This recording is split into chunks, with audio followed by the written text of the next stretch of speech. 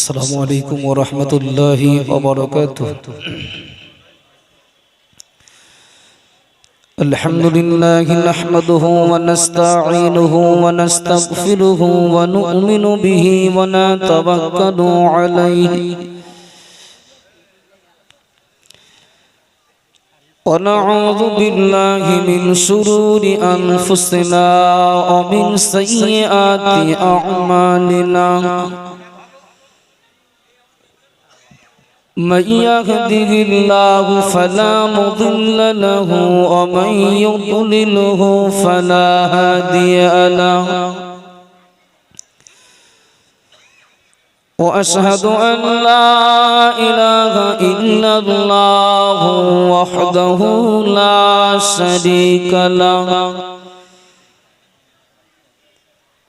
ونشهد أن سيدنا ونبينا ومولانا محمدا صلى الله عليه وسلم عبده ورسوله. إن الله وملائكته يصلون على النبي يا أيها الذين آمنوا صلوا عليه وسلموا تسليما. اللهم صل على سيدنا مولانا محمد وعلى آل سيدنا مولانا محمد. أما بعد، أعوذ بالله من الشيطان الرجيم. بسم الله الرحمن الرحيم. والذين أوتوا العلم درجات. قال النبي صلى الله عليه وسلم خيركم من تعلم القرآن وعلمه أو كما قال عليه السلام. সম্মানীয় আজকে সভার সভাপতি সাহেব, স্টেজে উপবিষ্ট সম্মানীয় ব্যক্তিত্ব, আমন্ত্রিত উলামায়ে কেরাম, মাদ্রাসার ওস্তাদ হুজুরগণ, বিশেষ করে লবঙ্গ এসকে হানাফিয়া মাদ্রাসার সম্মানীয় সম্পাদক সাহেব জনাব আলহাজ হাফিজ রবিউল ইসলাম সাহেব হুজুর, স্থানীয় এবং বিভিন্ন এলাকা থেকে আসা এই মাদ্রাসার হিতাকাঙ্ক্ষী দরদি ছাত্র গার্জিয়ান সহ মজলিসে বসে থাকা দিন দরদি নবী প্রেমিক আল্লাহওয়ালা বাপ ভাইরা, পর্দার আড়ালে মাইকের আওয়াজে অবস্থিতা স্নেহাময়ী মমতাময়ী মা ও বোনেরা, আল্লাহ শুকরিয়া আদায় করছি যে আল্লাহ পাক রব্বুল আলামিন প্রতি বছরের ন্যায় এবছরও নির্ধারিত তারিখে বা দিনে মাদ্রাসার ইসালে সওয়াব আল্লাহ সুন্দরভাবে চালিয়ে নিচ্ছেন। বক্তা, শ্রোতা, দাতা, সহযোগী হিসাবে আমরা এবছরও আসতে পেরেছি, তার জন্য আল্লাহর শুকরিয়া আদায় করছি। মহব্বতে বলি আলহামদুলিল্লাহ। প্রিয় নবীর প্রতি অসংখ্য দরুদ ও সালাম, সকলে বলি সাল্লাল্লাহু আলাইহি ওয়াসাল্লাম। প্যারা হাজিরিন, ইসালে সওয়াব উপলক্ষে আগত মেহমান একেবারে কম নন, প্রচুর মেহমান, প্রচুর শ্রোতা, কি স্থানীয় কি অন্য কোনো এলাকা থেকে আসা অনেক মানুষ আপনারা এদিকে ওদিকে ঘুরছেন। আপনাদের কারোর তো অজানা নয়, এটা কোনো সাধারণ সভা না, গ্রামের কোন সভা, পাড়ার সভা, ঈদগার সভা, মসজিদের সভা, তার গুরুত্ব এক, আর মাদ্রাসার ইসালে সওয়াবগুলোর গুরুত্ব একটু আলাদা। যে সমস্ত ভাই বন্ধু রাস্তাঘাটে ঘুরছেন, মজলিস থেকে দূরে আছেন, আমি সবার কাছে অনুরোধ করছি, আপনারা একটু দয়া করে মজলিসে এসে বসুন। না না না না, ওইভাবে বলবেন না, এগুলো দরকার দরকার দরকার দরকার। তবে মনে হয় এটা দুই সাইডে ভাগ করে দেওয়া যায় না, এটা দুই সাইডে ভাগ করে দেওয়া যায় না, না অনেকটা জায়গা বন্ধ করে দিচ্ছে। এই মিডিয়াগুলো সব আমাদের অল ইন্ডিয়া সুন্নাতুল জামাত সংগঠনের এক একজন এক একটা সৈনিক, এরা আমাদের সহযোগী। সুতরাং শ্রোতাদেরও যেন অসুবিধা না হয় সেদিকেও আমাদের লক্ষ্য রাখতে হবে, শ্রোতাদেরও যেন অসুবিধা না হয় সেদিকে লক্ষ্য রাখবো। চুপ করেন, চুপ করেন। শ্রোতাদেরও যেন অসুবিধা না হয় সেদিকেও লক্ষ্য রাখবো। যাদের অসুবিধা হচ্ছে আপাতত একটু সামনের দিকে আসেন। হাজী সাহেব একটু সামনের দিকে এসে বসেন, সামনের দিকে। আলহামদুলিল্লাহ, আমার হাতে সময় খুবই কম, খুবই কম। তার মানে 7:30টার সময় ওঠার কথা ছিল, কিন্তু মাদ্রাসার ইসালে সবগুলোতে এইরকমই হয়। 1 মিনিট সময়ও কিন্তু বেকার নষ্ট হয়নি। কিন্তু এরপরেও আমি সময় একটু বেশি থাকলে হয়তো একটু গুছিয়ে বলা যেত। খুব অল্প সময়ের ভিতরে একটু শরীক থাকার মতো কটা কথা বলছি, একটু মনোযোগ দিয়ে আমরা শুনি। সারা পৃথিবীতে শত শত না, হাজার হাজার না, লক্ষ লক্ষ শিক্ষা প্রতিষ্ঠান আছে সারা পৃথিবীতে। আমরা যদি আমাদের এলাকা দেখি তাহলে প্রাইমারি স্কুল আছে অগণিত, হাই স্কুল আছে, প্রয়োজন মতো কলেজ আছে, ইউনিভার্সিটি আছে, মাদ্রাসাও আছে। যেমন প্রাইমারি স্কুলগুলো শিক্ষা প্রতিষ্ঠান, যেমন মাধ্যমিক পর্যায়ের স্কুলগুলোও শিক্ষা প্রতিষ্ঠান, যেমন কেজি স্কুলগুলোও শিক্ষা প্রতিষ্ঠান, যেমন কলেজ ইউনিভার্সিটি গুলোও শিক্ষা প্রতিষ্ঠান, একইভাবে যে সমস্ত মাদ্রাসাগুলো আছে, তাই হিফজ মাদ্রাসা হোক আর মৌলানা বিভাগীয় কোন মাদ্রাসা হোক, বিশেষ করে খারিজি মাদ্রাসা যেগুলো আছে এগুলো শিক্ষা প্রতিষ্ঠান। কিন্তু বাস্তব অর্থে আমরা দেখি কোন ছেলে যদি মিশনে পড়ে, কোন ছেলে যদি কলেজে পড়ে, কোন ছেলে মেয়ে যদি ইউনিভার্সিটিতে পড়ে, তাদের আদর কদর সম্মান গ্রহণযোগ্যতা আমাদের কাছে সত্যি অনেক। কথা ঠিক বলছি না ভুল বলছি?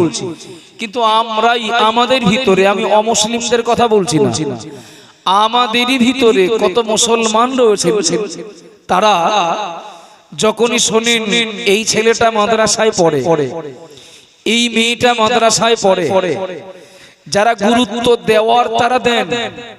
কিন্তু অনেক মুসলমান রয়েছে তারা মাদ্রাসা শিক্ষার নাম শুনলেই যেন তাদের অ্যালার্জি। কথা ঠিক না ভুল? মাদ্রাসা শিক্ষার নাম শুনলেই যেন তাদের একটা অস্বস্তি, একটা বিরক্তি ভাব তাদের চেহারায় ফুটে ওঠে। একই জায়গায় বসে ধরি নেন কলেজে পড়া কোন ছাত্রের বাপ, আবার সেখানেই বসে লবঙ্গ মাদ্রাসায় পড়া কোন ছাত্রের বাপ। বিশ্বাস করুন, বিশেষ করে যারা অত্যন্ত আধুনিকতার গুরুত্ব দেন তাদের কাছে কলেজে পড়া ছাত্রের বাপ বুদ্ধিমান, আর লবঙ্গ এসকে হানাফিয়া মাদ্রাসায় পড়া ছাত্রের বাপ একটু অবুঝ, একটু হাফ পাগল মতো বলে ওই জায়গাটাতে তাকে বোঝানো হবে। কথা ঠিক না ভুল? আমরা দেখি আমরা দেখি আমাদের বাচ্চাগুলো যদি মাস্টার হয়, ডাক্তার হয়, যদি উকিল হয়, যদি ইঞ্জিনিয়ার হয়, যদি পাইলট হয়, যদি ব্যারিস্টার হয়, তাহলে এর ফিডব্যাকটা আমরা নগদে পাই। মাস গেলে 40,000, 50,000, 60, 70, 80,000 কি তারও বেশি টাকা মাস গেলে আব্বার হাতে যে ছেলেটা তুলে দিতে পারবে, সেই ছেলেটারই প্রকৃতপক্ষে ভবিষ্যৎ উজ্জ্বল।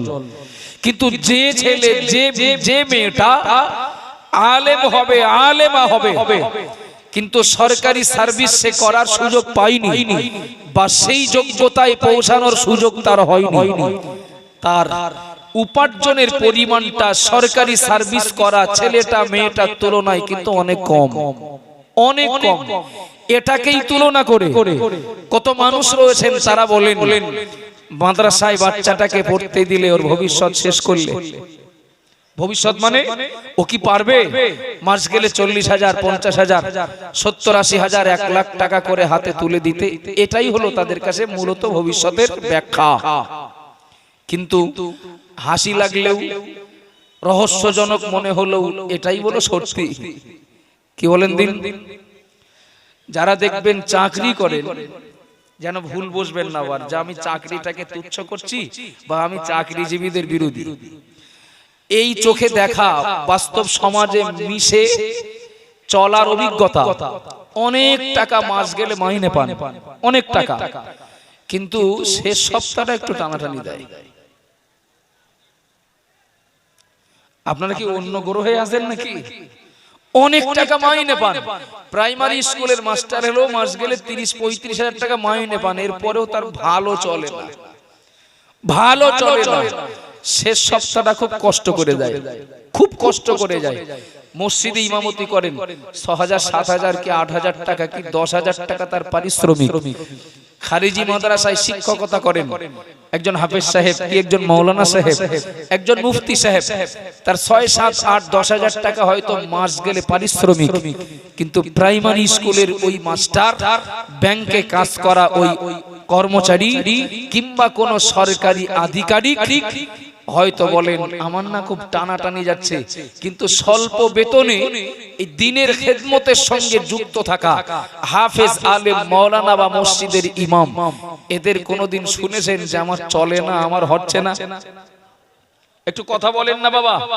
বাহ্যিকভাবে দেখি অনেক, কিন্তু বাস্তবে স্বল্প বেতন পাওয়ার কাজ করার কারণে আমরা যারা হাফেজে কোরআন দিগকে, আলেমে দ্বীন দিগকে, মসজিদের ইমাম দিগকে আমরা তুচ্ছ তাচ্ছিল্য করি এবং এ কারণেই দ্বীনি শিক্ষা ব্যবস্থাটাকে অবহেলার চোখে দেখি। বিশ্বাস করুন, বিশ্বাস করুন, এই সমাজেই তো দেখি, এই সমাজেই তো দেখি কত মানুষ তারা জানেন, তারা বিশ্বাস করেন যখন তখন আমার মৃত্যু হতে পারে, এর পরেও অনেকে আছেন তারা এলআইসি করেন, করেন না? করেন না? এলআইসি করেন কেন? দিনকাল ভালো না, সেই বৃদ্ধা বয়সে সন্তান দেখবে কিনা তার ঠিক নেই, তার জন্য এলআইসি করেছেন। ঠিক সময় মতো টাকাটা উঠবে, বসে বসে খাবো, প্রয়োজন মেটাবো। অথচ এই চোখে কত দেখি, এমন কত প্রমাণ আমাদের কাছে আসে, এলআইসি করলেন যিনি, তার নামে টাকাটা ওঠার আগেই তিনি মারা গেছেন। হয় না? হয় না? একটু হ্যাঁ না বলেন না। এলআইসি করলেন যিনি নিজের ভবিষ্যৎ সুরক্ষার জন্য, অথচ তার নামে টাকাটা ওঠার আগেই তিনি মারা গেছেন। তার টাকা নেবেন কে? তুলবেন কারা? তারই তো উত্তরসূরি যারা, তারই ওয়ারিস যারা, তারাই তো ডেথ সার্টিফিকেট জমা দিয়ে, আপনজন বলে পরিচয় দিয়ে টাকাগুলো তুলে বংশধর, উত্তরসূরি তারাই তো ভাগ বন্টন করবেন। বাবা, পাপটা কার পাওনা হবে? পাপটা পাওনা হবে তো তার, যিনি গাছটা লাগিয়েছিলেন, যিনি সূচনাটা করেছিলেন, যিনি এলআইসি করেছিলেন। কথা ঠিক বলছি না ভুল বলছি? আবাজান বাইরা মনে কি দিন মা বোনেরা মনে রাখুন প্রিয় নবী মুহাম্মদ রাসূলুল্লাহ সাল্লাল্লাহু আলাইহি ওয়াসাল্লাম নবী আমার জানিয়ে দিলেন ইমাল লিদ দুনিয়া বিকদরি মাকামিকা ফিহা ওয়া আমাল লিল আখিরাতিকা বিকদরি বাকাইকা ফিহা। ও বাবা জিরা ভাইরা মনে রেখে দিন প্রিয় নবী আমার জানিয়ে দিলেন দুনিয়ার ঈমানওয়ালারা মনে রাখো, আমার উম্মত উম্মতিরা মনে রাখো ইমাল লিদ দুনিয়া বিকদরি মাকামিকা ফিহা। ও আমার উম্মত উম্মতি আমি মুহাম্মদ রাসূলুল্লাহ বলছি দুনিয়ার জন্য তুমি ততটা কামাই করো, তুমি ততটা জোগাড় করো যতটা সময় দুনিয়ায় তুমি থাকবে, আর তোমার নিজের জন্য ওই সময় যতটা দরকার হবে। ও আমাল লিল আখিরাতিকা বিকদরি বাকাইকা ফিহা। নবী আমার জানিয়ে দিলেন আর তুমি ঈমানদার হিসাবে, আখিরাত বিশ্বাসী মানুষ হিসাবে, পরকাল বিশ্বাসী মানুষ হিসাবে আমি মুহাম্মদ রাসূলুল্লাহ বলছি আমাল লিল আখিরাতিকা বিকদরি বাকাইকা ফিহা। আর পরকালের জন্য অনন্তকালের জীবনের জন্য তুমি ওই পরিমাণ পাথেয় কষ্ট জোগাড় করো যে পরিমাণ সময় তুমি সেখানে থাকবে তোমার নিজের জন্য যতটা লাগবে। ও বাবাজিরা ভাইরা মনে রাখুন তাহলে দুনিয়ার জন্য নবী বললেন তুমি ততটা পাথেয় জোগাড় করো যে পরিমাণ সময় তুমি দুনিয়ায় থাকবে আর তোমার নিজের জন্য যতটা লাগবে, আর আখিরাতের জন্য ওই পরিমাণ পাথেও জোগাড় করো সেখানে তুমি যত সময় থাকবে আর তোমার নিজের জন্য যতটা লাগবে। ও বাবাজিরা ভাইরা মনে রাখুন ভুল বুঝবেন না, বেয়াদবি নেবেন না। আল্লাহর এই জমিনে মাস্টার বাস করেন, ডাক্তার বাস করেন, উকিল বাস করেন, ইঞ্জিনিয়ার বাস করেন, আলেম হাফেজ বাস করেন, মসজিদের ইমাম বাস করেন, কত ফকির মিসকিন তারাও বাস করেন। কিন্তু মনে রেখে দিন যিনি যে পরিচয়ের মানুষ হন না কেন, তিনি যে পরিচয় নিয়ে দুনিয়ায় জীবন কাটান না কেন, আমাদের সকলের এই দুনিয়ার জীবন যাপনটা তো ছোট বাচ্চাদের একটা খেলনার চিত্রের ন্যায়। বাচ্চারা খেলা করে, বাচ্চারা খেলনার চিত্র। আমি বললেই আপনারা কেউ হাসাহাসি করবেন, কেউ বলবেন হ্যাঁ আমার জানা আছে দেখা আছে। জাস্ট আমি আরো সুবিধা হবে আমার কথাটা বুঝতে তাই বলছি। ছোট ছোট বাচ্চারা এক জায়গায় হলে দেখবেন ওরা খেলা করে, বিভিন্ন রকম ওরা খেলা করে। কখনো চোর পুলিশ খেলে, কখনো কেউ ডাক্তার হয়, কেউ রোগী হয়, হয় না হয় না। কখনো দেখেন কেউ ম্যাডাম হয়, কেউ স্যার হয়, কেউ ছাত্র ছাত্রী হয়।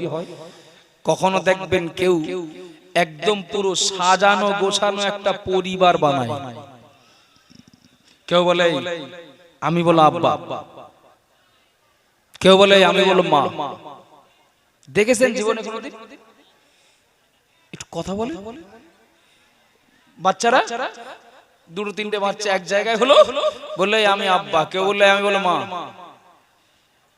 আর বাকি একজন ছিল তার তো সে বাপ মার হওয়া হলো না, তার নাম তোমরা দুজন বাপ মা, আমি তোমাদের সন্তান, আমি তোমাদের ছেলে কি মেয়ে।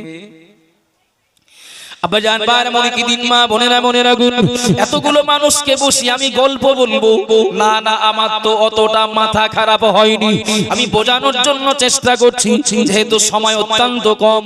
ও বাবা জিরা ভাইরা মনে রাখুন তিনটে বাড়ির তিনটে বাচ্চা এক জায়গায় হলো, এরা তিনটে পরিবার থেকে উঠে আসা মুহূর্তের ভিতরে একজন বাপ সাজলো, একজন মা হলো, আর বাকি ছেলে বাচ্চাটা সন্তান হলো।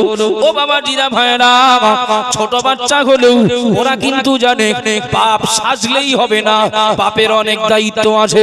ছোট বাচ্চা এর পরেও সে জানে মা সাজলেই হবে না, মায়ের অনেক দায়িত্ব আছে। ওরা জানে কি জানে না যে বাচ্চাটা বাপ সাজলো ও বাপ সেজেই ও এবার প্যাকেট খুঁজতে লাগলো, বসিরহাটে বাজার করতে যাবে, রান্না বান্না হবে।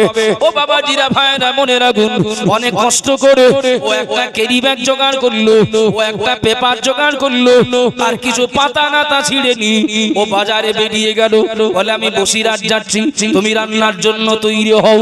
ওর বসিরহাট কোথায়? ওর বাড়ির পিছনের বাগান। কথা ঠিক না? ও বাবাজিরা ভাইরা মনে রাখুন, ও কিছু পাতা নাতা জোগাড় করলো আর কিছু খোলা ভাঙা সঙ্গে নিল। পাতাগুলো টাকা, কোনোটা 100 টাকার নোট, কোনোটা 50 টাকার নোট, কোনো বা 10 টাকা 20 টাকার নোট, আর কিছু খোলা ভাঙা সঙ্গে নিল। এই খোলা ভাঙা গুলো এগুলো খরচা পয়সা, খুচরো পয়সা বাজার করতে গেলে লাগে। ও বাবাজিরা ভাইরা, ওই বাচ্চাটাকে দেখি একটা ক্যারি ব্যাগ নিয়ে ওই বাচ্চাটা কিছু পাতা নাতা নিয়ে সঙ্গে কিছু খোলা ভাঙা নিয়ে ও বাড়ির পিছনে বাগান ঘুরতে লাগলো। বাগান ঘুরে ঘুরে ঘুরে ঘুরে ওই ক্যারি ব্যাগে ও কিছু ধুলো নিল, কিছু ইট খোলা নিল, কিছু কাঠকুটো নিল। ক্যারি ব্যাগ ভর্তি করে বুক ফুলিয়ে বিরাট একটা কামাই করে এসেছে এই মনোভাব দেখি ও ঘরে চলে আসে। তথা স্ত্রী সেজেছে যে বাচ্চাটা, তার সামনে এসে বলে, এই নাও বাজার করে এনেছি, বসিরহাট থেকে চাল এনেছি, বসিরহাট থেকে তরকারি এনেছি, বসিরহাট থেকে মাছ গোশ এনেছি, এবার তুমি রান্না করো। ও বাবাজিরা ভাইরা মনে রাখুন, যে বাচ্চাটা মা সাজলো ও এবার বুঝতে পারলো এবার তো আমার পালা। ও তাড়াতাড়ি হাড়ি কড়া কেনার জন্য, তাড়াতাড়ি রান্নার সরঞ্জাম কেনার জন্য ও বলল, আমি এক্ষুনি কাটিয়াহাট যাবো আর আসবো। কাটিয়াহাট কোথায় ওর? ও আনাসে কানাসে খুঁজে খুঁজে বেড়াচ্ছে হাড়ি কোন জায়গায়। ওদের হাড়ি কি বলেন দিন একজন একটু? বাহ, তাহলে আমার কথা তাহলে মিলছে। ওই অনেক দিনের পুরনো একটা দইয়ের খুঁড়ি পেয়েছে, বলে ভাতের হাড়িটা নাই কেললাম, তা তরকারির হাড়িটা হবে না। আবার অনেক সময় খুঁজে খুঁজে দেখে একটা নারকেলের মালা পেয়েছে। এই দুটো জিনিস নিয়ে আপাতত যাক হাড়ি দুটো তো কেনা হলো। গন্তব্যে এসে মানে যে জায়গাটায় খেলা করছে, গন্তব্যে এসে বলা হয় হাড়ি কিনে নিয়েছি, এক্ষুনি রান্না চাপাবো। আর যে বাচ্চাটা, যে ছেলেটা বা মেয়েটা বাচ্চা সেজেছিল, ওরা দেখবেন ভালো করে খেয়াল করুন, দেখতে হয়, এগুলোর থেকে অভিজ্ঞতা আসে। ও একটু নাকে কান্না কাঁদবে, মা খিদে লেগেছে, মা ভাত দাও, মা খিদে লেগেছে ভাত দাও। বলে তোর আব্বা এক্ষুনি বাজার করে নেস্তে, রান্না করার সময় দে, সবে তো হাড়ি কিনে আনলাম। আব্বা জান ভাইরা মনে রাখুন, তাড়াতাড়ি করে ওই মা সাজা বাচ্চাটা কি করে, দুই জায়গায় দুটো গর্ত করে, একটাই দিল নারকেলের মালা আর একটা দিল পুরনো দইয়ের খুঁড়ি। দুই সাইডে দুই গর্তে দুটো হাড়ি চাপিয়ে দিয়ে একটাই দিল ধুলো বালি আর একটাই দিল ইট খোলা। ও বাবাজিরা ভাইরা মনে রাখুন, এবার নাড়াচাড়া শুরু করলো। বললো একটাই ভাত হচ্ছে আর একটাই গোশ রান্না হচ্ছে। ও বাবাজিরা ভাইরা, রান্না চলছে, একদম পাতানো সংসার। যে ছেলেটা বাপ সেজেছিল সেও বসে রান্না হলে খাবে, যে বাচ্চাটা সত্য সত্য ওদেরই সন্তান সেজেছিল সেও বসে রয়েছে রান্না হলে খাবে। আর মা রান্না বান্নায় বিরাট ব্যস্ত।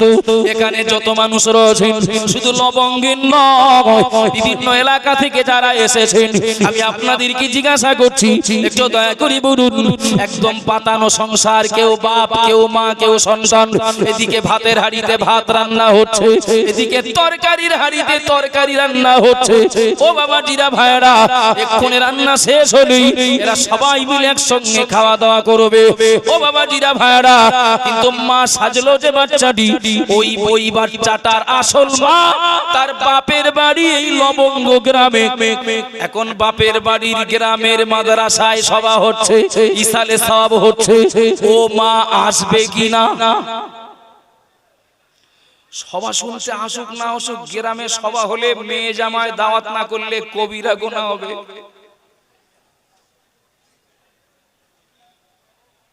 আবার যেন ভুল ব্যাখ্যা করবে না, কঠিন পাপ হবে যদি দাওয়াত না করে। সভা শুনুক না শুনুক, দাওয়াত করতেই হবে। এখন সেই দাওয়াত করেছে আজকে লবঙ্গ মাদ্রাসা রিসালের সাহেবের শেষ দিন, কিন্তু আসবেন মা, বাচ্চাটার খুঁজে পাচ্ছেন না। খুঁজে খুঁজে দেখে ওই সেই পাশের বাড়ি ওদের উঠোনে যে আরো দুজন বাচ্চা সহ খেলা করছে। দূর থেকে বলছে, এমন মামুর বাড়ি যাচ্ছি, যাবি? তো সে মামুর বাড়ি সভা হচ্ছে আজকে, মামার বাড়ি আজকে সভা হচ্ছে, যাবি? আবেগে উত্তর দেবেন না, ভেবে উত্তর দেবেন। স্বামী, স্ত্রী, সন্তান, আবার এদিকে উনানে চড়ানো আছে ভাতের হাড়ি আর তরকারির হাড়ি, রান্নাও প্রায় হয়ে গেছে। সবাই ক্ষুধার্ত, এক্ষুনি সবাই খাবে। এই সময়ে কাল্পনিক মাকে বা নকল মাকে তার মা যদি বাড়ির থেকে ডাকে, মামুর বাড়ি যাবি, থাকবে না যাবে? এই উত্তরটা না দিলে তাহলে আমি পরের কথাটা বলবো কি করে? ও থাকবে না যাবে, দুটা নাই পড়ে গেছেন। কেউ কেউ ভাবছেন হ্যাঁ তাই তো পাতানো সংসার কি করে রেখে যায়, কিন্তু যারা দেখেছেন তারা জানেন ও যেই শুনবে মা ডেকেছে, কোনটা যে ওর স্বামী আর কোনটা যে সন্তান আর কোনটা যে ভাতের হাড়ি কোনটা যে তরকারির হাড়ি কিচ্ছু বলো ঠিক থাকবে না। মুহূর্তের ভিতরে একদম তছনছ হয়ে যাবে। তোরা সব থাক, আমি হাঁটলাম। একটু বলে টলে যাবে, এই তোরা সব মিলেমিশে থাকিস, আমি আবার কালকে বাড়ি আসবো। আব্বাজান ভাইরা মনে কি দিন, মা বোনেরা মনে রাখুন, প্রিয় নবী মুহাম্মদ রাসূলুল্লাহ সাল্লাল্লাহু আলাইহি ওয়াসাল্লাম বললেন, ও আমার উম্মত উম্মতিরা মনে রাখো, দুনিয়ার জন্য ততটা তুমি থাকবে যতদিন, আর তোমার যতটা লাগবে মনে রাখো, আজরাইল যখন তোমায় ডাকবে সব ফেলে তোমাকে কিন্তু পালাতে হবে। ওয়া আমাল লিল আখিরাতিকা বিকদরি বাকাইকা ফিহা, আমি মুহাম্মদ রাসূলুল্লাহ বলছি, আখিরাতের জন্য, পারলৌকিক জীবনে সুখের জন্য তোমার যতটা দরকার ততটা জোগাড় করো। দুনিয়ার জীবনটা তোমার সুখের জন্য, তুমি চাষবাস করো, ব্যবসা বাণিজ্য করো, তুমি চাকরি বাকরি করো, বিভিন্ন উপার্জনের মাধ্যম অবলম্বন করো, এটা তুমি দুনিয়ার আরাম আয়েশ বিলাসিতার জন্য। তবে মনে রাখো, তোমাকে আল্লাহ যখন ডাক দেবেন তখন সব ফেলে তোমার বলো পালাতে হবে। ও আমাল লিল আখিরাতিকা বিকদরি বাকাইকা ফিহা, আর আখিরাতের জন্য ওই পরিমাণ তুমি জোগাড় করো, সেখানে তোমার যতটা লাগবে। ও আমার আব্বাজান মায়েরা মনে রেখে দিন, ছোট বাচ্চারা এরা মুহূর্তের ভিতরে কেউ বাপ হলো, কেউ মা হলো, কেউ বা সন্তান সাজলো, একদম পাতানো সংসার। কিন্তু যেই না ওই নকল মাকে আসল মা বাড়ি থেকে ডাক দেবে, সব ফেলে চলে যাবে। কি হবে এবার ভাতের হাড়ি, কি হবে তরকারির হাড়ি, কি হবে এবার স্বামী, কি হবে এবার সন্তান, সব কিছু ফেলে তো চলে যাবে। ও বাবাজিরা ভাইরা মনে রাখুন, আমি অল্প কথায় বোঝানোর চেষ্টা করছি, কে মাস্টার, কে ডাক্তার, কে উকিল, কে ব্যারিস্টার, কে মিনিস্টার, কে শিল্পপতি, কে ইটভাটার মালিক, কে বা জলকরের মালিক, বিশ্বাস করুন ওই মায়ের ডাকা মতো আজরাইল যখন আল্লাহর হুকুমে আজরাইল জান কবজ করতে আসবেন, তথা আজরাইল যখন ডাকবেন, বান্দা ও আমার বান্দি চলে এসো, তোমার সময় শেষ হয়ে গেছে। আল্লাহর ডাকে সাড়া দেওয়ার পরে কেউ আর ইটভাটার মালিক থাকবে না, কেউ আর আপনার জলকরের মালিক থাকবে না, কেউ আর মাস্টার ডাক্তার থাকবে না। বাবা, আল্লাহর ডাকে ছাড়া দেওয়া মানুষগুলো, ওদের ভিতরে জলকরের মালিক আর ভ্যানওয়ালা, শিল্পপতি আর ফকির, মরা মানুষ তথা কারোর দেহ থেকে রুহটা বেরিয়ে গেলে সব তো সমান। কথা ঠিক বলছি না ভুল বলছি? বেঁচে যত সময় থাকবো, আপনি শ্রোতা, আমি বক্তা, আপনি ইমাম, আমি আপনার মুসল্লি, কেউ পীর, আমি তার মুরিদ। মরে গেলে বলো সব লাশ। কথা ঠিক না ভুল?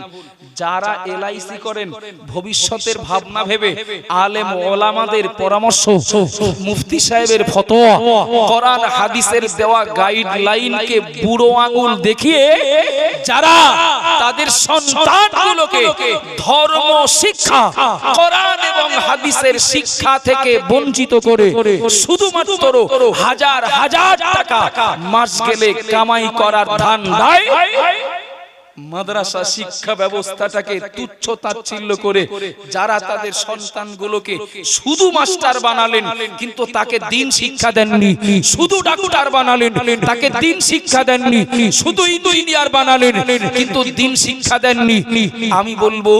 আমি বলবো যখন মারা যাবেন, আপনি যখন আল্লাহর ডাকে সাড়া দেবেন, ও ইঞ্জিনিয়ার, ও উকিল, ও ব্যারিস্টার, তার সম্পদ উপার্জিত অর্থ সব সব ফেলে খালি হাতে বলো ফকিরটাকেও যেতে হবে, ইঞ্জিনিয়ারটাকেও যেতে হবে, শিল্পপতিকেও যেতে হবে। কিছু মনে নেন না বাবা, প্রকৃতপক্ষে বুদ্ধিমান তো তারাই, এমন কোন এলআইসি যারা করবেন যে এলআইসি টাকা মার যাবে না, যে এলআইসি থেকে পাওনাটা থেকে এলআইসি কারি বঞ্চিত হবে না, এমন এলআইসি যারা করেন মৃত্যুর পরেও সেই এলআইসি থেকে উপকার পান, এমন মাধ্যম যারা অবলম্বন করেন তারাই তো প্রকৃত বুদ্ধিমান। কে বলেছে আপনার ছেলেকে মেয়েকে বাংলা পড়ানো যাবে না, অঙ্ক পড়ানো যাবে না, ইংরেজি পড়ানো যাবে না, কম্পিউটার শেখানো যাবে না, জেনারেল শিক্ষা দেওয়া যাবে না? কে বলেছে? কোন হুজুর বলেছেন? কোন হুজুর বলেছেন? অবাক! চায়ের দোকানে বসে থাকা লবঙ্গ মাদ্রাসার ছাত্রের আব্বা আর কোন মিশনে পড়া কোন ছাত্রের আব্বা, বিশ্বাস করুন কিছু বুদ্ধিজীবী দাবিদার তারা চায়ের দোকানে বসে লবঙ্গ মাদ্রাসার ছাত্রর বাপের মাথায় এমন ঘোল ঢালবে, এমন অনেক গার্জিয়ান তারা ভুল কথায় প্রভাবিত হয়ে বাচ্চাটাকে মাদ্রাসা থেকে তুলেও নিয়েছে। ভুল বলছি নাকি আমি? বাচ্চাটাকে মাদ্রাসা থেকে তুলেও নিয়েছে। বিশ্বাস করুন দ্বীন ইসলামের পক্ষে যারা সমাজের মাটিতে চলছেন, ইসলামের পক্ষে যারা আসেন, যারা দ্বীনের পক্ষে যারা আসেন, একটু বলবেন তিনি হতে পারেন হাফেজ, তিনি হতে পারেন মাওলানা, হতে পারেন মসজিদের ইমাম, বাবু বলবেন একটু যার যোগ্যতা সে একটু কেউ বসে আছে? একটু কথা বলেন না বাবা, কেউ বেকার আছে? অথচ দৃষ্টান্ত দেওয়া যাবে, এমএ পাস করে বেকার, বিএ পাস করে বেকার, বিএড করে বেকার, আছে না নেই বাবা? অনেক শিক্ষা অর্জন করেছেন কিন্তু এখন বেকার, হয় চাষ করছেন, না হয় খুব বেশি হলে হয়তো ছোট্ট একটা দোকান করে ব্যবসা করছেন, ওটাই তার উপার্জনের মাধ্যম। কি হলো এমএ পাস করা ডিগ্রি, কি হলো বিএ পাস করা ডিগ্রি? যদিও ভুল ব্যাখ্যা যাতে না করেন তার জন্য আমাকে ভেঙে দিতে হবে, শিক্ষা অর্জন করে কি টাকা কামাই করার জন্য? আমি বলবো এ কথাটা যেমন পুরোপুরি ঠিক না, আবার পুরোপুরি ভুলও না। কথা ঠিক বলছি না ভুল বলছি? কদিন আগে যারা এমএসসি পরীক্ষা দিল আমাদের মাদ্রাসার অনেক ছাত্র ভাইরা, তা ওরা পরীক্ষা দিয়েছে কি একটা কর্মসংস্থান পাওয়ার আশাই তো, নাকি শিক্ষা অর্জন করে কেউ কামাই করার জন্য না। এ কথা মৌখিক ভাবে বললেও অন্তরে তো ওই রকম টার্গেট থাকে যেন আমি একটা ভালো কর্মসংস্থান পাই। আল্লাহকে সাক্ষী রেখে বলতে পারি, আমার আগে আসাহাবুল হক কারি সাহেব এখন বর্তমান সারা ভারতবর্ষের ভিতরে শ্রেষ্ঠ কারীদের ভিতরে সে একজন, আমরা গর্বিত। সে 2 মাসের জন্য হলেও লবঙ্গ মাদ্রাসার ছাত্র ছিল। বিশ্বাস করুন তাকে যেভাবে বিভিন্ন ভিআইপিদের উপস্থিতিতে যেভাবে তাকে সম্মান দেওয়া হয়, সে যা সম্মান পায় এবং যা পুরস্কার পায়, ছোটখাটো নেতা নেত্রীদেরকেও ওইভাবে গ্রহণ করা হয় না। কিসের কারণে? কি আছে তার ভিতরে? কোরআন আছে, কোরআন। আব্বাজান ভাইরা মনে কি দিন, মা বোনেরা মনে রাখুন, যে কথা বলছিলাম আমি, ওই বাচ্চাদের খেলনার মতো আমাদের দুনিয়ার জীবন। আপনি মাস্টার হলে আপনারও তাই, আমি যে হুজুর হলেও আমারও তাই, কেউ ডাক্তার হলেও তারও দুনিয়ার জীবনটা বাচ্চাদের খেলনার মতো। আল্লাহ ডাকলে সব ফেলে চলে যেতে হবে। বুদ্ধিমান সেই ব্যক্তি যে ব্যক্তি দুনিয়ার জীবন যাপনের পাশাপাশি এমন কিছু করবেন, এমন কিছু করে যাবেন যার দ্বারা তার অনন্তকালের জীবনটাতেও একটু উপকার হয়, অনন্তকালের জীবনটাও তার জন্য ভালো হয়। ও বাবা জিরা ভাইরা মনে রাখুন, আপনি আগিয়ে চলুন। সুলতান মাহমুদ সবকতগীর বিশ্ববিখ্যাত একজন বাদশাহ, তিনি একজন বাদশাহ। একটু খেয়াল করুন, অমনোযোগী হবেন না। বাদশাহ সুলতান মাহমুদ গভীর রাত্রিতে একা ফারুক আযম হযরত ওমর রাদিয়াল্লাহু আনহুর আদর্শ নিয়ে সুলতান মাহমুদ গভীর রাত্রিতে তিনি গ্রামের রাস্তায় ঘুরে বেড়াতেন, তিনি গ্রামের রাস্তায় চলতেন। কারো কোনো সমস্যা আছে কি? কোন বাড়ি থেকে কান্নার আওয়াজ আসে কি? কারো খাওয়া হয়নি, অনাহারে আছে এমন কোন ফ্যামিলি পাওয়া যায় কি? এমন তল্লাশি করার জন্য সুলতান মাহমুদ মাহমুদ প্রত্যেক দিন রাতের বেলা তিনি একা একা বডিগার্ড ছাড়াই গ্রামের রাস্তা দিয়ে চলতেন। ও বাবাজিরা ভাইরা মনে রাখুন, সুলতান মাহমুদ কোনো একদিন রাস্তা দিয়ে যাচ্ছিলেন। রাস্তা দিয়ে যাওয়ার সময় দেখতে পেলেন রাস্তার উপরে লাইট পোস্টের আলোয় দাঁড়িয়ে মাদ্রাসার একটা বাচ্চা গভীর রাত্রিতে পড়াশোনা করছে। ও বাবাজিরা ভাইরা মনে রাখুন, সুলতান মাহমুদ নিজের পরিচয়টাকে আড়াল করলেন, নিজের পরিচয় দিলেন না আমি বর্তমানে এ জামানার বাদশা। নিজের পরিচয়টা আড়াল করে তিনি ওই বাচ্চাটাকে জিজ্ঞাসা করলেন, এ বেটা, এই গভীর রাত্রিতে তুমি সরকারি আলোয় দাঁড়িয়ে তুমি পড়াশোনা করছো, কি পড়ছো বলো?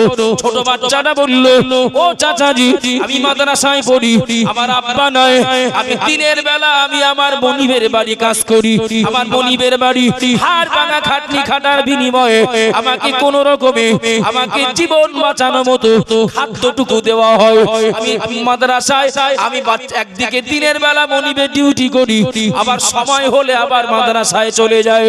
কিন্তু মাদ্রাসার ওস্তাদ, মাদ্রাসার হুজুর আমার পড়া যেটা দেন ওই পড়াটা রাতের বেলা পড়বো। দিনে যেহেতু কাজ করি, দিনে পড়ার সময় সুযোগ পাই না, রাতের বেলা পড়বো। কিন্তু আমার মনিব আমার পড়ার জন্য আলোর ব্যবস্থা করেন না। ও চাচাজি, কিন্তু রাস্তার উপরে এই যে লাইটটা জ্বলছে এ তো এমনি জ্বলছে, আমি থাকলেও জ্বলবে, না থাকলেও জ্বলবে। এই সরকারি আলোয় দাঁড়িয়ে আগামী কালকের আমার ওস্তাদের দেওয়া মাদ্রাসার পড়াটা আমি রেডি করছি। একটু জোরে বলুন সুবহানাল্লাহ, আরো জোরে বলুন সুবহানাল্লাহ। ও বাবাজিরা ভাইরা মনে রাখুন, সুলতান মাহমুদ নিজের পরিচয়টাকে গোপন করলেন। গোপন করে ওই ছেলেটাকে বললেন, বেটা, ওগো মাদ্রাসার ছাত্র, তুমি আগামী কাল সকাল করে একটু রাজদরবারে দেখা করো। রাজদরবারে যাও। ছোট বাচ্চা জানে না এই মানুষটাকে বা রাজদরবারে গেলে কি হবে, রাজদরবারের গুরুত্ব তো অতটা বোঝে না বাবা। সকাল হয়ে গেল, মাদ্রাসায় পড়া ওই বাচ্চাটি যথারীতি ও খোঁজ খবর নিয়ে রাজদরবারে চলে গেল। রাজদরবারে গিয়ে আগের রাত্রিতে লোকটা বাচ্চাটাকে বলেছিলেন, তুমি রাজদরবারে গিয়ে তুমি বাদশার খোঁজ নেবে, বাদশার সঙ্গে দেখা করবে। ও বাবাজিরা ভাইরা মনে রাখুন, ছোট বাচ্চা জানে না একজন বাদশার কত পাওয়ার, একজন রাজার কত পাওয়ার। ছোট বাচ্চা আগের রাত্রিতে শোনার যেভাবে তাকে বলা হয়েছিল ওটাকে মাথায় রেখে পরের দিন সকাল হয়ে গেল, রাজদরবারে চলে গেল।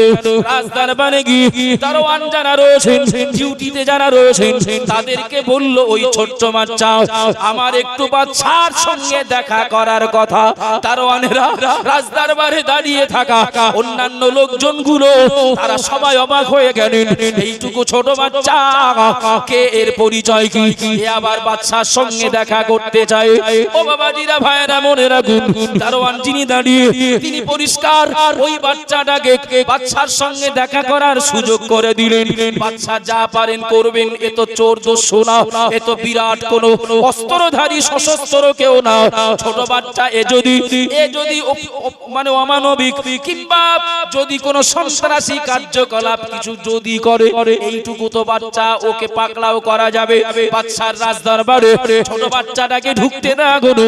ও বাবাজিরা ভাইরা মনে রাখুন, ছোট মাদ্রাসায় পড়া বাচ্চা দেখতে পেল আগের দিন তথা গতকাল রাতে রাস্তার উপরে লাইটে দাঁড়িয়ে আমি যে পড়ছিলাম, লাইটের আলোয় দাঁড়িয়ে পড়ছিলাম, যে মানুষটা আমার সঙ্গে দেখা করেছিলেন সাধারণ বেশভূষা নিয়ে, আজ বাদশার চেয়ারে ওই মানুষটাই বসে।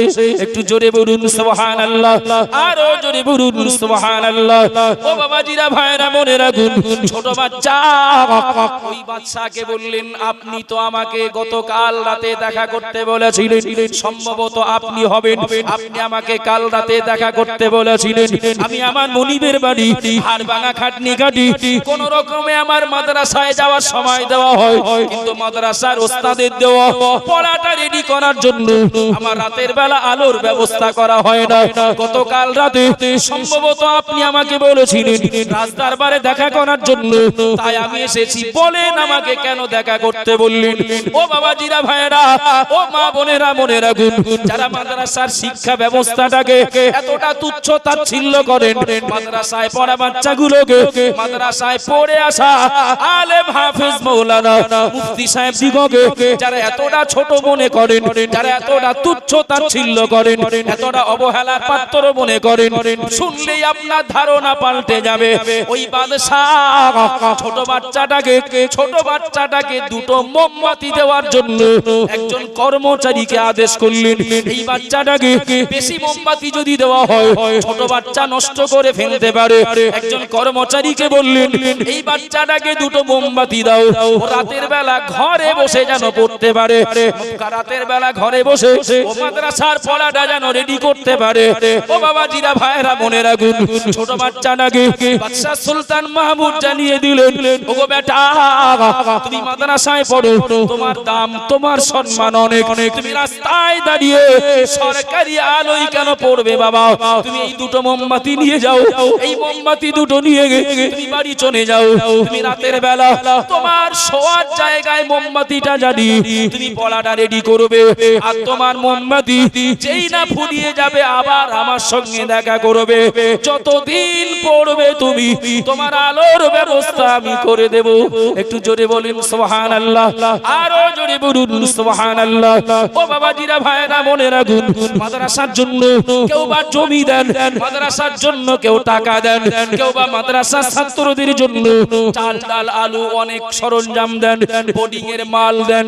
আপনাদের সম্মান আপনাদের পাওনা বা এ জাতীয় মানুষগুলোর পুরস্কার কি পাওনা হতে পারে, সব ভুল ধারণাগুলোকে পিছনে ফেলে দিয়ে এই একটা কথার উপরে মূল্যায়ন করলে আপনার ধারণা আপনার দিনের প্রতি আন্তরিকতার উদার হয়ে যাবে। ও বাবাজিরা ভাইরা মনে রাখুন, সুলতান মাহমুদ মাদ্রাসায় পড়া বাচ্চার দুটো মোমবাতি দিয়ে তাকে বিদায় করে দিলেন। ওই বাচ্চাটা মোমবাতি দুটো নিয়ে ঘরে চলে গেল। ও বাবাজিরা ভাইরা মনে রাখুন, সকাল হয়ে গেল, সকালবেলা বাচ্চা মোমবাতি নিয়ে চলে গেল, দুপুর হয়ে গেল, বিকাল হয়ে গেল, রাত হয়ে গেল, সব কাজ মিটিয়ে সুলতান মাহমুদ তিনি রাতের বেলা ঘুমিয়ে পড়লেন। গভীর রাত, নিঝুম রাত, নিশুতি রাতে সুলতান মাহমুদের সঙ্গে আল্লাহ নবীর দিদার হয়ে গেল। একটু জোরে বলুন সুবহানাল্লাহ, আরো জোরে বলুন সুবহানাল্লাহ। ও বাবাজিরা ভাইরা মনে রাখুন, সুলতান মাহমুদের সঙ্গে প্রিয় নবীর দিদার হয়ে গেল। সুলতান মাহমুদকে নবী আমার স্বপ্নে জানিয়ে দিলেন, ও বাদশা সুলতান মাহমুদ, ও সবক্তগিনের ছেলে সুলতান মাহমুদ, তুমি আমার ওয়ারিসকে দুটো মোমবাতি দিয়ে মাদ্রাসার পড়া রেডি করার জন্য তুমি দুটো মোমবাতি দিয়ে তুমি এই যে সাহায্য করলে, আমি মুহাম্মাদুর রাসূলুল্লাহ বলছি, কঠিন কিয়ামতের দিন যেদিন বাপ বেটার হবে না, যেদিন বেটা বাপের হবে না, মা সন্তানের হবে না, যেদিন সন্তান মায়ের হবে না, মাস্টার ডাক্তার উকিল ব্যারিস্টার বা সমাজের প্রভাবশালী ব্যক্তিদের টিকি খুঁজে পাওয়া যাবে না। প্রিয় নবী আমার জানিয়ে দিলেন, এ বাদশা সুলতান মাহমুদ, তুমি আমার ওয়ারিসকে মাদ্রাসার পড়াটা রেডি করার জন্য দুটো মোমবাতি দিয়ে সাহায্য করলে, আমি মুহাম্মাদুর রাসূলুল্লাহ বলছি, ওই কঠিন মুসিবতের দিনে আল্লাহ এর প্রতিদান তোমাকে দিয়ে দেবেন। একটু জোরে বলুন সুবহানাল্লাহ, আর একটু মহব্বতে বলা যায় না সুবহানাল্লাহ। ও বাবাজিরা ভাইরা মনে রাখুন, সামান্য মোমবাতির বিনিময়ে যদি নবীর সঙ্গে দিদার হয়ে যায়, স্বয়ং প্রিয় নবী যদি সুলতান মাহমুদকে বলেন, ও আমার ওয়ারিস, আমার ওয়ারিসকে, আমার উত্তরসূরিকে তুমি দুটো মোমবাতি দিলে, কথা আমার বলার উদ্দেশ্য হলো, ও বাবাজিরা ভাইরা মনে রাখুন, মাদ্রাসায় পড়া বাচ্চাটাকে যদি নবী ওয়ারিস বলেন, এই যে বলেন না হুজুররা, আল উলামা ওয়ারাসাতুল আম্বিয়া, নবীর হাদিসটা শুনেছেন তো, যে আলেমেরা নবীর ওয়ারিস। ও মসজিদের ইমাম হতে পারে, ৫,০০০ টাকার বেতনে কোনো কর্মচারী হতে পারে, কিন্তু সম্মানের দিক থেকে ও নবীর উত্তরসূরি, ও নবীর ওয়ারিস। একটু সুবহানাল্লাহ বলেন, একটু মোহাম্মত করে বলেন না সুবহানাল্লাহ। আব্বা জান ভাইরা মনে কি দিন, মা বোনেরা মনে রাখুন, বক্তব্য ছাড়বো আমি। নবী মুহাম্মদ রাসূলুল্লাহ সাল্লাল্লাহু আলাইহি ওয়াসাল্লাম সামান্য দুটো মোমবাতি দেওয়ার বিনিময়ে যদি সুলতান মাহমুদকে নবী যদি স্বপ্নে কথা বলেন, আল্লাহ পাক রব্বুল আলামিন কঠিন মুসিবতের দিনে আল্লাহ এর প্রতিদান তোমার দেবেন। ও বাবাজিরা ভাইরা, আমার কথা ভুল ব্যাখ্যা করবেন না। আপনার বাচ্চা যদি অন্য কোনো গুণে গুণান্বিত হয়, অন্য কোন শিক্ষা প্রতিষ্ঠানে পড়ে যদি কোন উপযুক্ত কর্মসংস্থান পায়, আপনি দুনিয়াতে যতদিন বেঁচে থাকবেন মাস গেলে 50,000, 60,000, 70-80,000 টাকা হয়তো আপনি পাবেন। কিন্তু মনে রাখুন, ও যদি হয় দিন শিক্ষা থেকে বঞ্চিত, ওই সন্তান কঠিন কিয়ামতের দিন আপনার বিন্দু পরিমাণে উপকারে তো আসবে না, উল্টে বিপদে পড়ার কারণ হতে পারে। কথা ঠিক বলছি না ভুল বলছি বাবা? উল্টে বিপদে পড়ার কারণ হতে পারে।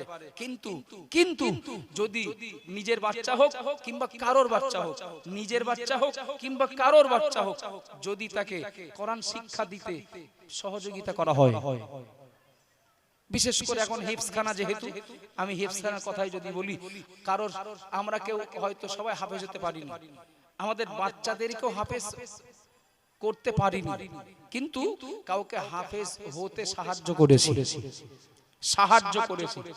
বিশ্বাস করুন, এর মূল্যায়ন দুনিয়ার কেউ করেন বা নাই করেন, এর বিনিময়ে প্রশংসা, বাহবা, পুরস্কার দুনিয়ার কেউ দেন আর নাই দেন, যিনি দেওয়ার তিনি তো দেবেন, তিনি তো ভুলে যাবেন না বাবা। কথা বলেন। আমি আজকের বক্তব্যের শেষ কথা বলছি।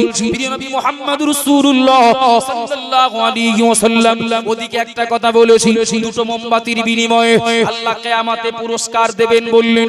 ওই নবী তার পাক জবানে বললেন, মান করাআল কোরআন ফাস্তাজহানাহু ফাহাল্লা হালালাহু ওয়া হাররামা হারামাহু আদখালাহুল্লাহুল জান্নাতাহু। ও বাবাজিরা ভাইরা, মনে রাখুন, প্রিয় নবী মুহাম্মদ রাসূলুল্লাহ সাল্লাল্লাহু আলাইহি ওয়াসাল্লাম বললেন, কেউ যদি কোরআনের হাফেজ হয়, কেউ যদি কোরআনটাকে মুখস্থ করে, কোরআনটাকে তার সিনায় যদি গেঁথে নিতে পারে, ফাহাল্লা হালালাহু ওয়া হাররামা হারামাহু আদখালাহুল্লাহুল জান্নাতাহু। নবী আমার জানিয়ে দিলেন, ওই হাফেজে কোরআন যদি মৃত্যুর আগ পর্যন্ত তার শিক্ষার উপরে নিজেকে কায়েম রাখতে পারে, হালালটাকে হালাল বলে যদি গ্রহণ করতে পারে, হারামটাকে হারাম বলে যদি বর্জন করতে পারে, আমি মুহাম্মদ রাসূলুল্লাহ বলছি, আদখালাহুল্লাহুল জান্নাতাহু। দুনিয়াতে ওর যতই কেউ অবহেলা করুক, যতই তুচ্ছ-তাচ্ছিল্য করুক, দুনিয়ার কেউ ওই হাফেজে কোরআনকে মূল্য দিক আর নাই দিক, আমি নবী বলছি, কিয়ামতের দিন মহান আল্লাহ ওই হাফেজে কোরআনকে অত্যন্ত সম্মানের সঙ্গে ডেকে বলবেন, আদখালাহুল্লাহুল জান্নাতাহু।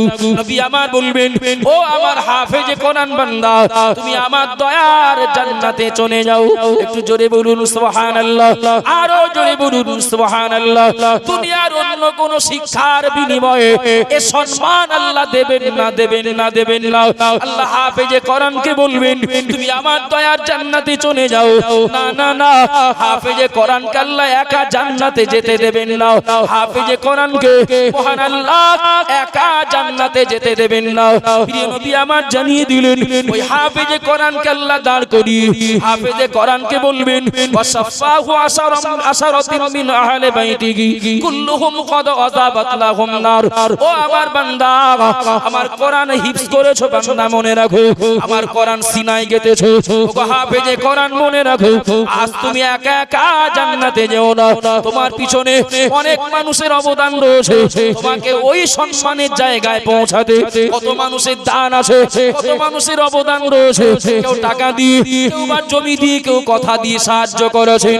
সুতরাং আজকের যদি একা একা জান্নাতে চলে যাও, তাহলে তোমার পিছনে যারা সাহায্য করলো তারা তো বঞ্চিত হয়ে যাবে। না, নবী আমার জানিয়ে দিলেন, কাল কিয়ামতের দিন মহান আল্লাহ পাক রব্বুল আলামিন ওই হাফেজে কোরআনকে বলবেন, ও আমার বান্দা, একা একা জান্নাতে যেও না, আমি আল্লাহ তোমাকে বলছি, এমন 10 জন জাহান্নামীর জন্য আমার কাছে সুপারিশ করো। কুল্লুহুম কদ আযাবাত লাহুম নার, যাদের জন্য জাহান্নাম ওয়াজিব হয়ে গেছে। তথা যারা শিওর জাহান্নামে যাবে, অবশ্যই যারা জাহান্নামী, ওগো আমার বান্দা, আজ তুমি একা একা জাহান্নামে যেও না, একা একা জান্নাতে যেও না, ওই বান্দাগুলোকে জাহান্নামায় যেতে দেব না। ওগো আমার বান্দা, তুমি জান্নাতে যাও। আর এমন 10 জন মানুষের জন্য আমি আল্লাহ আমার কাছে সুপারিশ করো, যাদের জন্য জাহান্নাম ওয়াজিব। আমি আল্লাহ জানিয়ে দিলাম, আজ তোমাকে যেমন আমি জান্নাতে দেব, আর তোমার সুপারিশ মতো, তোমার সুপারিশে 10 জন জাহান্নামীকেও জান্নাতে দিয়ে দেব। একটু জোরে বলুন সুবহানাল্লাহ, আরো জোরে বলুন সুবহানাল্লাহ। ও বাবাজিরা, ভাইরা, মনে রাখুন, 10 জন জাহান্নামী একজন আমলকারী হাফেজে কোরআনের উসিলায় জান্নাতে যাবেন। আমি নিজে হাফেজ হতে পারিনি, আমার সন্তানকে হাফেজ বানাতে পারিনি, কিন্তু যেখানে হাফেজ তৈরি হচ্ছে, বাচ্চারা হিফজ পড়ে, বাচ্চারা হাফেজে কোরআন তৈরি হচ্ছে, আমি যদি কোনো ভাবে তার সহযোগী হই, আশা করা যায় কাল কিয়ামতের দিন ওই হাফেজে কোরআন আমার কপাল তলে যদি জাহান্নামী বলে ঘোষণা পেতে হয়, ওই হাফেজে কোরআন আমার জন্য সুপারিশ করে জান্নাতে নিয়ে যাবে। একটু জোরে বলুন সুবহানাল্লাহ, আরো জোরে বলুন সুবহানাল্লাহ। ও বাবাজিরা, ভাইরা, মনে রাখুন, আপনারা জ্ঞানী মানুষ। আমি অল্প সময়ের ভিতরে আজকের এই পরিবেশের সাথে সামঞ্জস্যতা রেখে কয়েকটা কথা বলেছি। বিশ্বাস করুন, যারা দ্বীন শিক্ষাকে, মাদ্রাসা শিক্ষাকে, ইলম শিক্ষাকে যারা অবহেলা করেন, তারা করে যান। আমরা যারা গুরুত্ব দিচ্ছি, দিয়ে যাই। কথা ঠিক বলছি না ভুল বলছি? এক একজন হাফেজে কোরআন 10 জন করে জাহান্নামীকে জান্নাতে নিয়ে যাবে। হতেও পারে কোন কারণ যদি আমাকে জান্নাতে যাওয়ার পথে বাধা সৃষ্টি করে, এই হাফেজে কোরআনের সঙ্গে আমার সম্পর্ক থাকার কারণে, তার সহযোগী হওয়ার কারণে, এটাই জান্নাতে যাওয়ার জন্য ওসিলা হয়ে যাবে। একটু জোরে বলুন সুবহানাল্লাহ। এখানে হাজার হাজার মানুষ রয়েছেন। আপনাদের কাছে আমার দাবি, আপনারা কেউ জমি দিয়েছেন, আপনারা কেউ টাকা দিয়েছেন, কেউ বা বাচ্চাকে পড়তে দিয়েছেন। লবঙ্গ এসকে হানাফিয়া মাদ্রাসার ব্যাপারে আপনাদের কারোর অজানা নয়। আপনাদের দেওয়া অর্থ, আপনাদের দেওয়া দান, আপনাদের দেওয়া সহযোগিতার বিনিময়ে উন্নতি হচ্ছে না অবনতি, এটা তো আপনারা সকলে চোখে দেখতে পাচ্ছেন। পাচ্ছেন কি পাচ্ছেন না? আর আপনাদের দান, আপনাদের দোয়া, আপনাদের সহযোগিতার ফসল একটু পরে স্টেজে দেখতে পাবেন। 7 জন হাফেজে কোরআন আজ পাগড়ি নেবে। একটু সুবহানাল্লাহ বলেন, একটু মহব্বতে বলেন সুবহানাল্লাহ। 7 জন হাফেজে কোরআন পাগড়ি নেবে।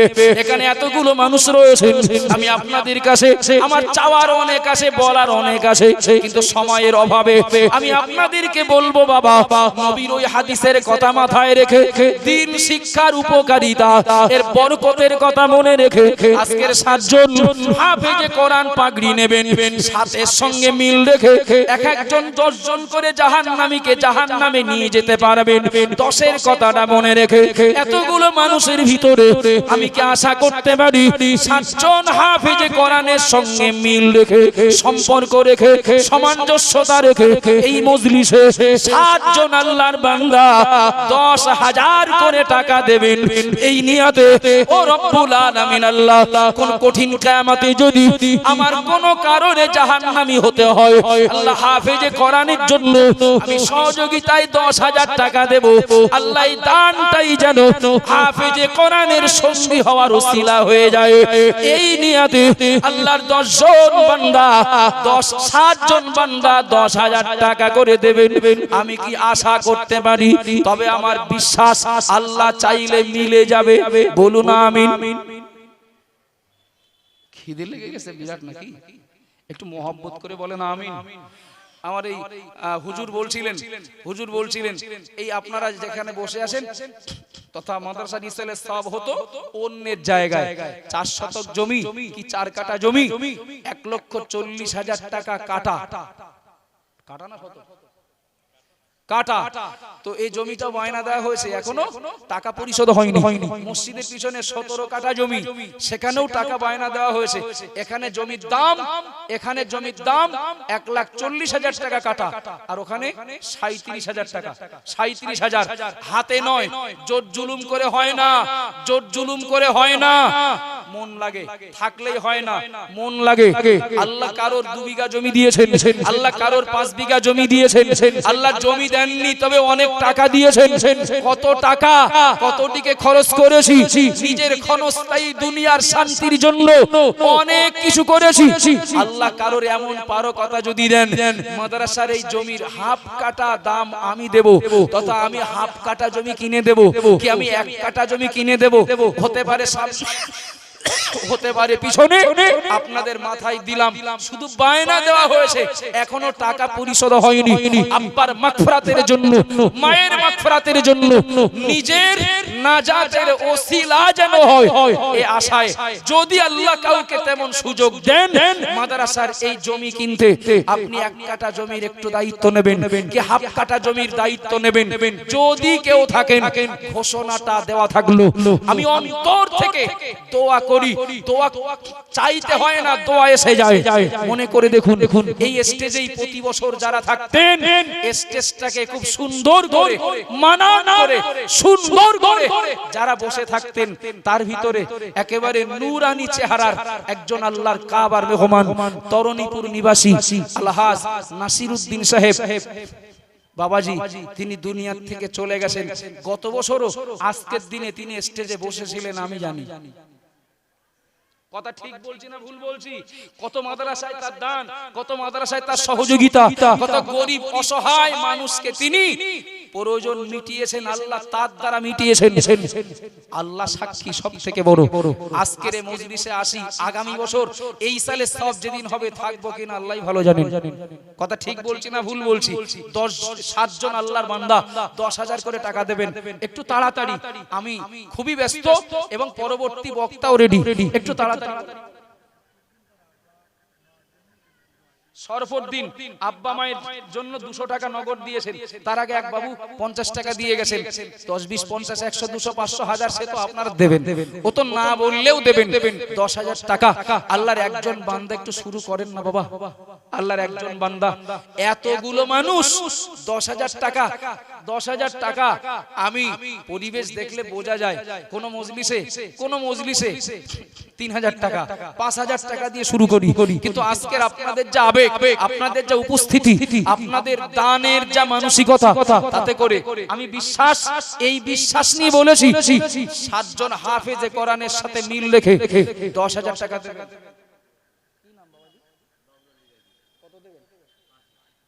বাবুর আলী গাজী মুরব্বী বাবাজি, তিনি বলছেন আব্বা মায়ের নামে 5,000 টাকা দেবেন।